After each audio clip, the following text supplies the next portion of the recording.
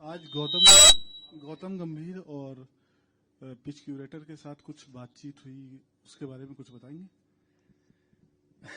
ऐसा I think जब भी हम लोग विकेट देखने गए ना, तो कोचेस उधर खड़े थे, तभी उन्होंने कोई आदमी भेजा और बोला कि थोड़ा 2.5 मीटर इधर से दूर खड़े हो, विच वॉज लिटिल सरप्राइजिंग, क्योंकि क्रिकेट विकेट डे आफ्टर 5 दिन का टेस्ट मैच होने वाला है और जोगर्स पहन के हम खड़े थे, तो वो थोड़ा ऑकवर्ड लगा. Thereafter, the Indian media went to speak to the curator, and it's on camera that he says that the Indian head coach is touchy, and he also says it could be tetchy, if that is the word used, means ill-tempered.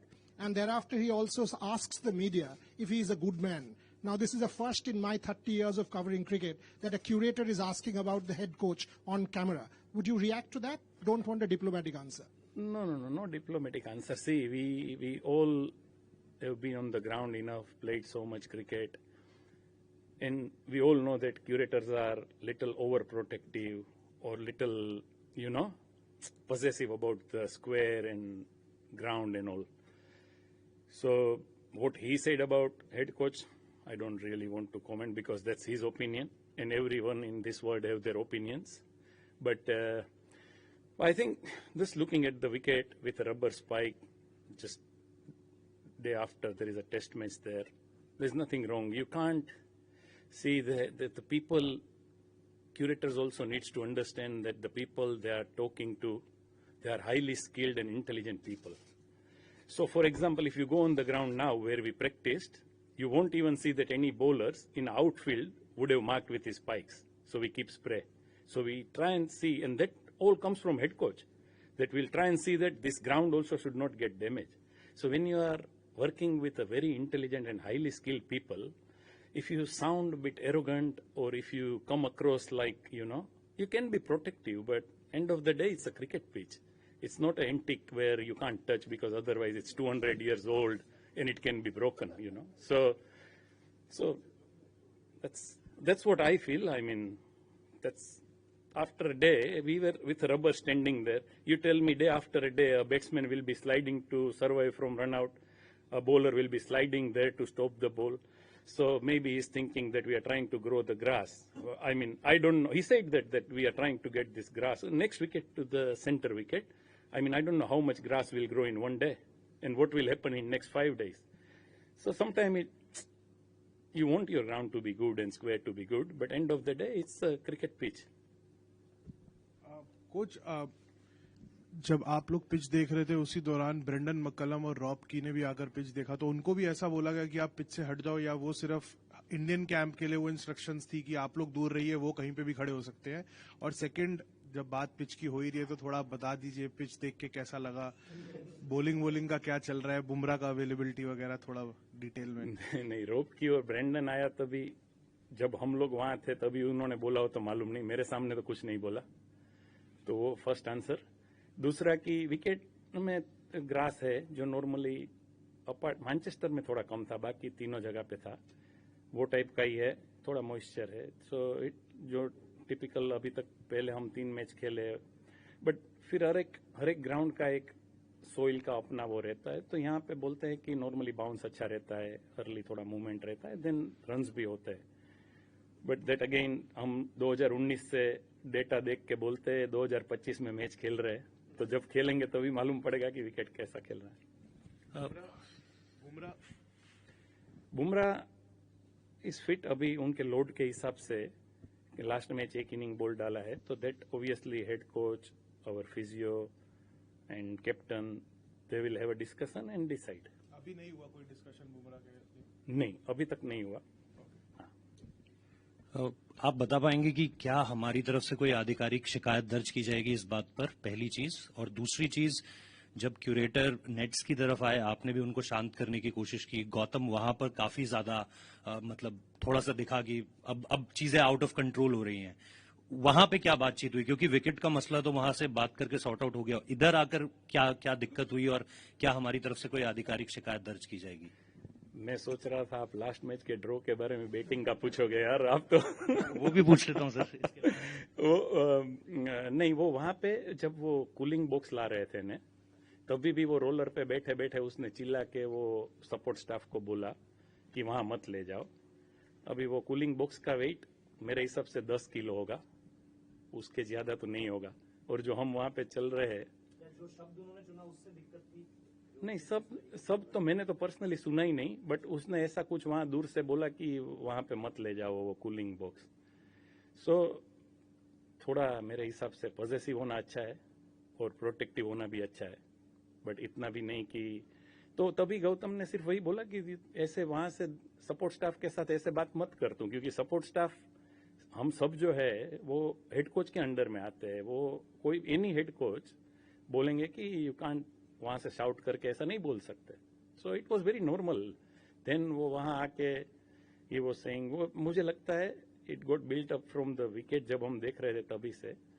And to be very very honest, if you want me to be very honest, before coming to Oval most of the team knows कि curator is not the one like easiest person to get on with, and I'm sure you also will be aware about it. Yeah, so that gives lot of answers. नहीं, I don't think शिकायत का वो तो कोई मतलब नहीं।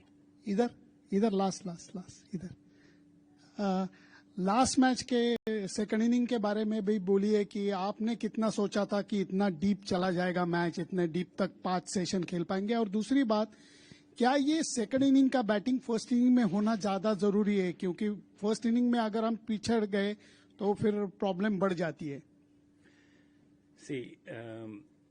हमारी belief तो थी, क्योंकि एक स्टेज पे हमको मालूम हो गया था कि जब 150 रन तक का लीड होता तो हम सोच सकते थे कि 350 रन करे और उनको 2 सेशन भी मिले 200 रन के लिए, और विकेट ज्यादा स्पिन कर रहा है या अप एंड डाउन रह रहा है तो हम लोग रिजल्ट ला सकते हैं। बट एक बार वो 300 के ऊपर जाने के बाद उसमें 2 ही रिजल्ट पॉसिबल थे, या तो ड्रॉ या हम लोग हारते।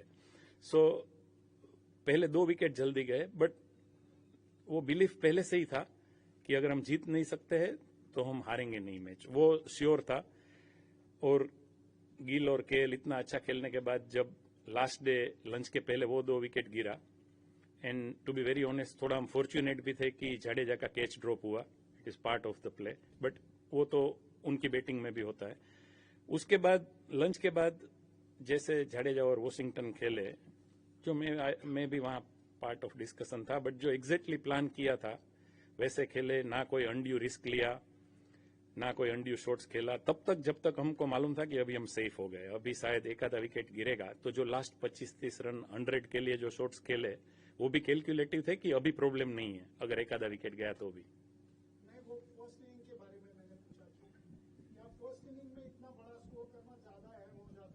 बहुत इंपॉर्टेंट है। फर्स्ट इनिंग में हमारे 3 बैट्समैन सेट होके जो आउट हुए, उन लोगों को बड़ा इनिंग कन्वर्ट करना ही चाहिए।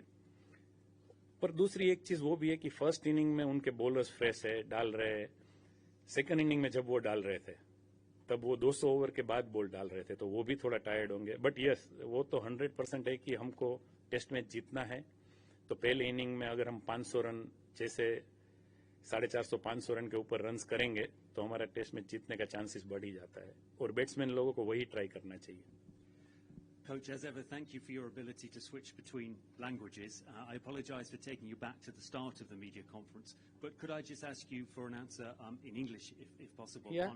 on what caused the scenes that we saw between the head of ground staff and particularly with Gautam Gambhir? What caused that this morning? So I honestly, because I was there, I felt when we were just standing on the wicket looking at the wicket, if one of the ground staff came and said you stand 2.5 meters away from here, which in my cricketing career I've never seen anybody saying that, because I don't know. So literally he was saying you go outside the rope to head coach and see the wicket. I don't know how you see it, because and if somebody is like brushing the shoes, or somebody is trying to put something in the wicket, or somebody wearing spikes, curator feels that it's fine. But it was very strange way of saying you go and stand 2.5 meters away from here. So I think that is what started. So because Gautam is someone, he doesn't even speak unnecessary things. He doesn't talk to anyone. Last 4 games we played, everywhere, wherever we go, all the curators where they talk, they even tell you when they're going to cut the grass, whether they're going to cut the grass. And if they don't want to give an answer, they will say, we'll see on the weather, we'll see tomorrow. So that's a good answer. So just, yeah, absolutely. So specifically the wicket that will be used for the match, Yeah. was, Galton was trying to just take a look at it this Yeah, week. yeah, and I was there. All coaches were there, yeah. So I think looking at the wicket is something not a bad thing with the joggers on. Coach या सो coach ध्रुव के लिए बहुत important ये एक game होने वाला है. आप सीरीज के शुरू से उनको देख रहे हो कि how behind the scenes you have been working hard with him. So थोड़ा सा अगर बता पाएंगे उनके प्रिपरेशंस के बारे में. आपने इंडिया ए सीरीज के साथ, वो इंडिया ए टीम के साथ आए हुए थे, तो थोड़ा सा अगर ध्रुव के प्रिपरेशंस के बारे में. Dhruv is an outstanding talent. You know, he is a very good keeper, and he can bat really well. And he's been preparing. Obviously, all the guys are very professional, whether they are playing, you take it from Abhimanyu to Dhruv or anyone, whether they are playing or not, we try and do that they all get enough volume of batting, bowling, whatever requires. But particularly about Dhruv, is very talented player. He has already played and performed for India. So they all keep preparing that any stage, any injuries, any requirement, they should be ready to play. And I think he's in the same mindset. Only plus thing is because Rishabh got hit on the finger first, so that game also he kept at Lords, which was difficult times because ball was up and down, and few byes went, and then the next game again because Rishabh got hit on the feet, so he kept. So the keeping side, he has already done it for long enough. The batting, I think he's prepared, he's ready, and he's very, very talented. So he'll try and do his best, there's no doubt. It's been a long, heated, at times combustible series. Is Gautam Gambhir feeling the pressure, feeling the heat? I don't think so, really. No, I think it's been a very, very competitive series, and both the teams, to be fair to England, also played really well. We know that first test also and Lord's test also could have gone either way. So all the test matches went to 5th day. So it's been absolutely brilliant test series so far. But no, Gautam is someone I don't think, I've never seen him under pressure in our playing days to now. So no, definitely not under pressure. But yeah, we wish that our Lord's game we could have won and we 2-1 up and all that, we all think. But that's not pressure. That's just going back and thinking that could have we done something different. But that's normal, nothing about pressure or taking pressure or anything like that. Coach आपने ध्रुव जुरेल पर अभी बात की, लेकिन बहुत सारे बदलाव ऐसे लग रहे हैं कि वो हो सकते हैं. क्या कुलदीप यादव को भी यहाँ पर मौका मिल सकता है, क्योंकि ट्रेडिशनली वैसे भी ये स्पिनर्स को ज्यादा खिलाया जाता है यहाँ पर, लेकिन दोनों स्पिनर्स अच्छा भी कर रहे हैं, तो क्या तीसरा स्पिनर आ सकता है टीम में, या फिर और कोई कुछ चेंजेस क्या हो सकती है? और कुलदीप की तैयारी भी हमने देखी कि पहले गेंदबाजी बहुत देर की, आज भी उन्होंने बल्लेबाजी भी की. हर वेन्यू पर कुछ ऐसा ही रहा है क्या? हर वेन्यू पर वो तो वही मैं बोल रहा हूँ कि जो नहीं खेलते हैं, क्योंकि जो खेल रहे हैं वो अपनी बॉडी के हिसाब से प्रिपरेशन करते हैं, क्योंकि 5 दिन के बाद 3 दिन का टर्न अराउंड, उसमें 1 दिन का ट्रैवल. बट जो नहीं खेल रहे हैं वो तो ऑलवेज आके नेट में सेम ही फर्स्ट टेस्ट से आप देखोगे तो ऐसा ही रहेगा. अभी टीम तो कल captain and head coach will sit down and discuss and decide. So वो तो आज डिसाइड नहीं हुआ है, एंड अगर हुआ भी हो तो it is not my place to declare that, but कल ही डिसाइड होगा. सो प्रिपरेशन देख के आप ऐसा नहीं बोल सकते कि ये प्लेयर खेलने वाला है. नहीं, लेकिन उनकी तैयारियों के बारे में क्या कहेंगे? Kuldeep is an outstanding individual, जो he works hard, you know, he works really hard on his game, and not only bowling, you'll always see him batting, you'll always see him fielding. So ऐसा नहीं है कि वो ये particular आज कुछ अलग कर रहा है. कोच सिराज के वर्कलोड के बारे में कुछ बता पाए? वो तो खुद the way that he is, वो तो हर मैच खेलना चाहेंगे, मगर वो एक लौते बॉलर है जो सारे मैच खेले, तो उनका वर्कलोड कंसिडर हो रहा है, और क्या स्टेटस है उनका? नहीं, उसका सारे बॉलरों का वर्कलोड कंसिडर होता है. मैं लास्ट पीसी में भी किसी ने वर्कलोड के बारे में पूछा था, सो आई डोंट नो कि एक्चुअल वर्कलोड आप लोग क्या समझ रहे हो. सो मैं क्विकली अगर बता दूं तो कि अगर टेस्ट सीरीज के पहले अगर एक बॉलर वीक के सर्टन अमाउंट ऑफ ओवर्स डालता है, कि अगर वो T20 के लिए प्रिपेयर कर रहा है और 20 ओवर 25 ओवर डाल रहा है, हर रोज 6 ओवर डाल रहा है, और या तो 5 दिन 6 ओवर डाल रहा है, तो that is good enough workload for T20 match. सो वैसे टेस्ट मैच के लिए ये लोग जब IPL खेल रहे थे तभी भी बॉलिंग कोच, SNC, वो सब उनके कांटेक्ट में है, उनके पास GPS है, वो रिकॉर्ड दिखाता है कि थ्रू आउट द वीक ये बॉलर ने कितने बॉल्स डाले, कितने ओवर्स डाले, और वो लोग कांस्टेंट टच में रहते हैं बॉलिंग कोच के साथ. सो वो जो लास्ट 4-5 वीक का बिल्डअप है उस पे से डिसाइड होता है कि इसमें स्पाइक ना आए. तो स्पाइक क्या होता है कि अगर एक बॉलर वीक के 30 ओवर डाल रहा है और सडनली पहले इनिंग में आके उसने 35 ओवर डाल लिए, तो उसका लोड का स्पाइक होता है. सो सिराज जितने ओवर्स एवरी वीक अभी डाल रहा है, दैट उसमें ऐसा जरूरी नहीं है प्रैक्टिस का हो, वो लोड मैच का भी है. So then another thing depends कि सिराज खुद को या फिजियोस को या उसके बॉडी को ऐसा लगे कि नहीं I am tired, then they will think about the load. Otherwise उसका bowling load is very high, is very good, तो उसमें कोई स्पाइक होने का चांस नहीं है. कि ऐसा नहीं है कि उसने अब तक 20 ओवर डाला है और ये मैच में 50 ओवर डाल देगा. सो लोड इज एक्चुअली ऐसे काउंट होता है.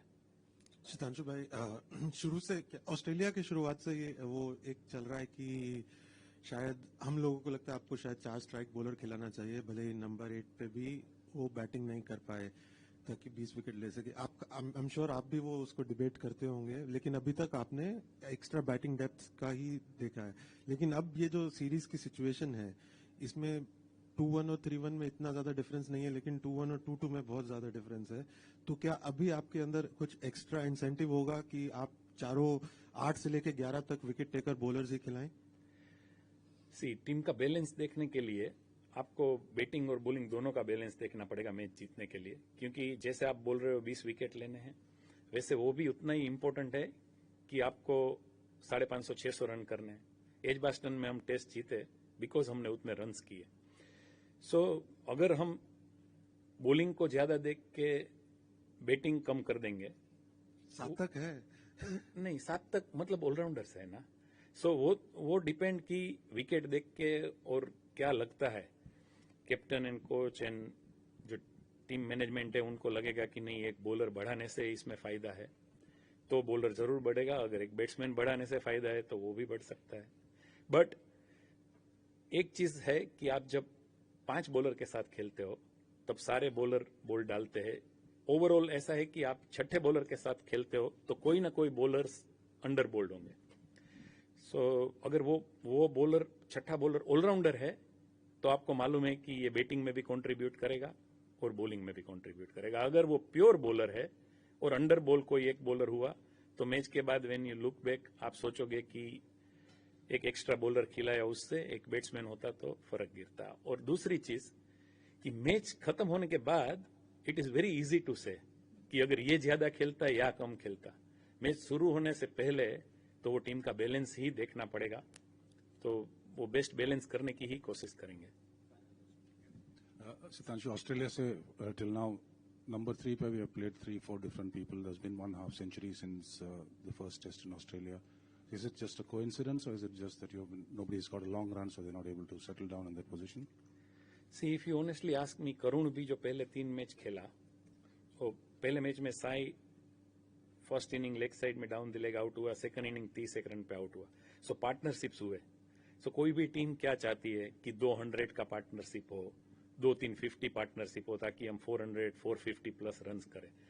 सो इवन करुण के केस में भी अगर लास्ट मैच के पहले का जो है वो उसमें टॉप 3 में 50 प्लस पार्टनरशिप 6 है, 100 प्लस पार्टनरशिप 1 है, और बाद के बैटिंग में 7 या 8 पार्टनरशिप में 600 प्लस है और 250 प्लस है. सो हमारा एज ए बैटिंग यूनिट जो हेड कोच का नजर है वो वही चीज पे है कि हम 100 प्लस पार्टनरशिप टॉप 5 में बढ़ाए या टॉप 3 में बढ़ाए, विच इज वेरी ऑब्वियस.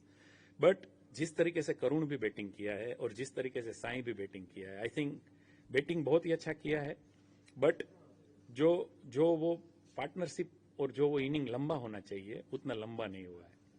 तो होपफुली ये मैच में टॉप 3 से प्रोबेबली हम 2 बड़ा इनिंग देख सकते हैं. Thank you.